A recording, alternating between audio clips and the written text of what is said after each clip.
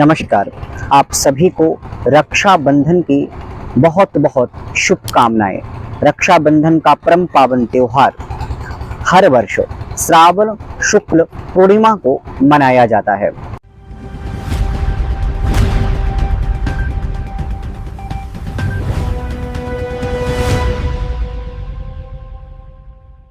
और यह त्योहार हम सभी सनातनियों के लिए अत्यंत पवित्र त्योहारों में से एक है। यह भाई बहन के पवित्र रिश्ते को एक प्रतीक के रूप में मनाने का त्योहार है। मित्रों, रक्षाबंधन के त्योहार में विशेष रूप से भद्रा देखी जाती है कि जिस समय बहन अपने भाई के कलाई में राखी बांध रही हो उस समय भद्रा नहीं होनी चाहिए।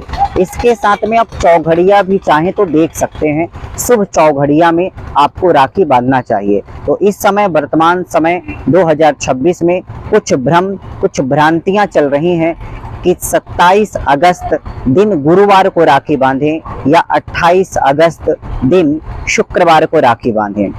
हालांकि भ्रम की कोई स्थिति नहीं है। अगर ईमानदारी से शास्त्र को विचार करके समझ करके चलने की स्थिति अगर हम सबकी बने तो इसमें कोई भ्रम की बात ही नहीं है। लेकिन कुछ लोग जबरदस्ती हर त्योहार हर विशेष मौके पर कुछ भ्रम बना ही देते हैं। उन्हीं में से इस रक्षाबंधन का भी आप विशेष योग मान सकते हैं कि उसी भ्रम का शिकार हो गया है। तो आज मैं आपको बताऊं कि इस बार राखी बांधने में क्या क्या भ्रम है। सबसे पहली बात तो ये है कि पंचक, दूसरा ग्रहण और तीसरा भद्रा काल। तो मैं आपको बताऊं कि हर रक्षाबंधन में पूर्णिमा को भद्रा होती है, क्योंकि पूर्णिमा को भद्रा होती ही है। लेकिन जितने समय तक पूर्णिमा रहती है उसके आधे हिस्से और पूर्व काल में भद्रा मानी जाती है। मतलब तिथि के पूर्वार्ध में भद्रा मानी जाती है पूर्णिमा के। तो हर रक्षाबंधन में भद्रा रहेगी और पूर्वार्ध में भद्रा रहेगी। जैसे मान लीजिए 24 घंटे के लिए तिथि है तो 12 घंटे तक पूर्व काल में भद्रा रहेगी, इसके बाद फिर भद्रा नहीं रहेगी। तो आज मैं आपको इसी विषय पर बताने जा रहा हूँ शास्त्रों के नजरिए से कि आपको राखी कब बांधनी चाहिए। तो सबसे पहले उस दिन की स्थिति समझ लीजिए तिथियों की।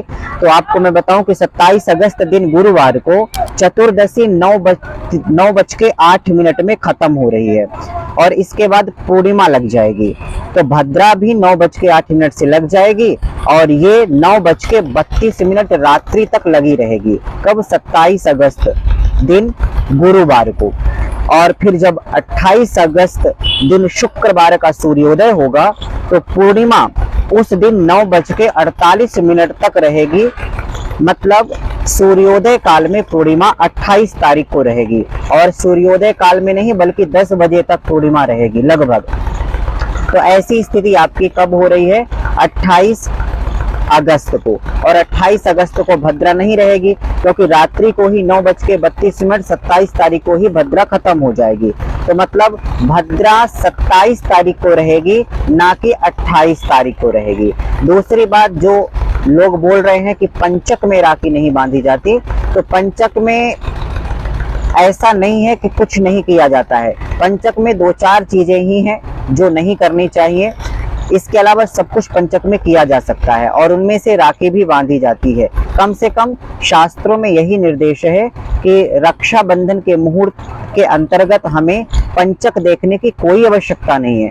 पंचक का महत्व अलग अलग दूसरी चीजों में है, लेकिन राखी बांधने से संबंधित मुहूर्त में पंचक देखने की कोई उपयोगिता या जरूरत नहीं है। यह शास्त्रों का सख्त निर्देश है।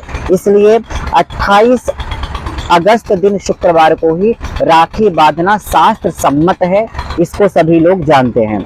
अब आपको बताऊं कि रक्षाबंधन का जो विशेष शुभ मुहूर्त है कब से कब तक है। तो सुबह 6:08 से 9:48 तक, जब तक पूर्णिमा रहेगी, इस समय सबसे ज्यादा शुभ मुहूर्त है। इस दौरान आप राखी बांध सकते हैं। लेकिन जैसा कि मैंने बताया कि उदया तिथि में पूरे दिन पूर्णिमा तिथि मानी जाएगी, उस हिसाब से 12 बजे दोपहर से भी 2 बजे दोपहर तक दूसरा मुहूर्त है राखी बांधने का और शाम को 5 बजे से 6 बजे तक राखी बांधने का तीसरा मुहूर्त है। वैसे पूरे दिन राखी बांधी जा सकती है 28 अगस्त दिन शुक्रवार को। लेकिन अगर आप विशेष मुहूर्त में बांधना चाहते हैं तो ये मैंने आपको बता दिया। अब बात करते हैं चंद्र ग्रहण।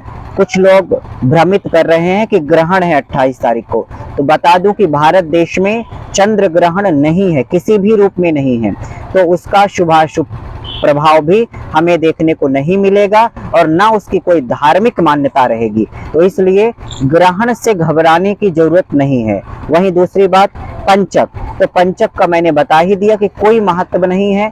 पंचक राखी के मुहूर्त में नहीं देखा जाता है, तो आप पंचक के सहित ही राखी बांध सकते हैं, इसमें कोई किसी प्रकार का संदेह नहीं रखना चाहिए। तो आशा करते हैं कि आपको समझ में आया होगा। आप अपने भाई की कलाई में सही मुहूर्त में 28 अगस्त दिन शुक्रवार को ही राखी बांधेंगे। अगर आपको ज्यादा अतिरिक्त कुछ समझना है विस्तार से तो आप हमसे संपर्क करके पूछ सकते हैं। तो चलिए अभी के लिए बस इतना ही, आगे फिर उपस्थित होते हैं आपके सामने एक नई जानकारी के साथ। तब तक के लिए नमस्कार।